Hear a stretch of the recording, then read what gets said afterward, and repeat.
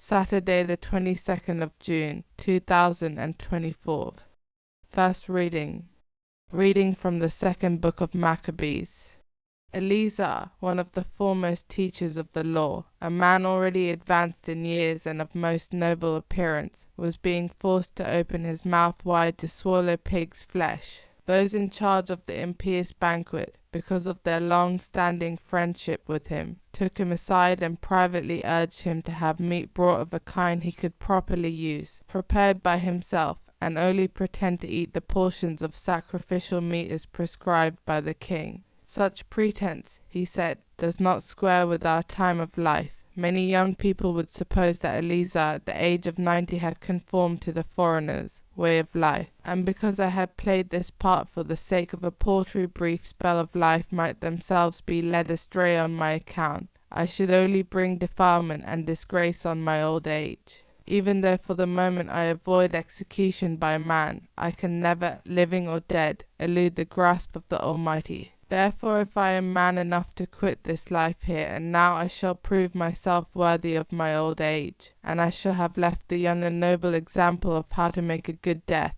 eagerly and generously, for the venerable and holy laws. With these words he went straight to the block. His escorts, so recently well disposed towards him, turned against him after this declaration, which they regarded as sheer madness. Just before he died under the blows, he groaned aloud and said, "The Lord whose knowledge is holy sees clearly that, though I might have escaped death, whatever agonies of body I now endure under this bludgeoning, in my soul I am glad to suffer, because of the awe which he inspires in me." This was how he died, leaving his death as an example of nobility and a record of virtue not only for the young but for the great majority of the nation.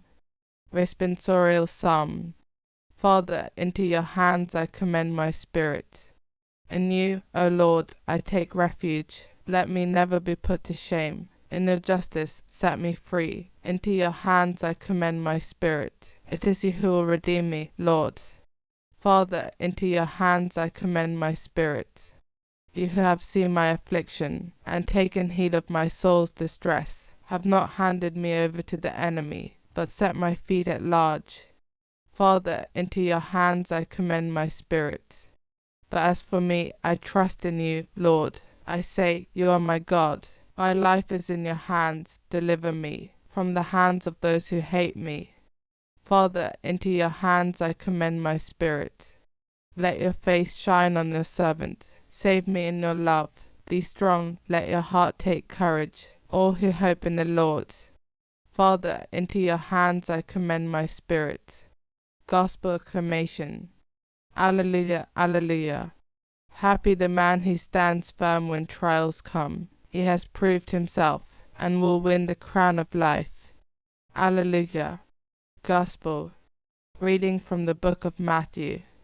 Jesus said to his disciples, "Take care that no one deceives you, because many will come using my name and saying, 'I am the Christ,' and they will deceive many. You will hear of wars and rumors of wars. Do not be alarmed, for this is something that must happen, but the end will not be yet. For nation will fight against nation, and kingdom against kingdom. There will be famines and earthquakes here and there. All this is only the beginning of the birth pangs. Then they will hand you over to be tortured and put to death, and you will be hated by all the nations on account of my name. And then many will fall away. Men will betray one another and hate one another. Many false prophets will arise. They will deceive many, and with the increase of lawlessness, love in most men will grow cold. But the man who stands firm to the end will be saved."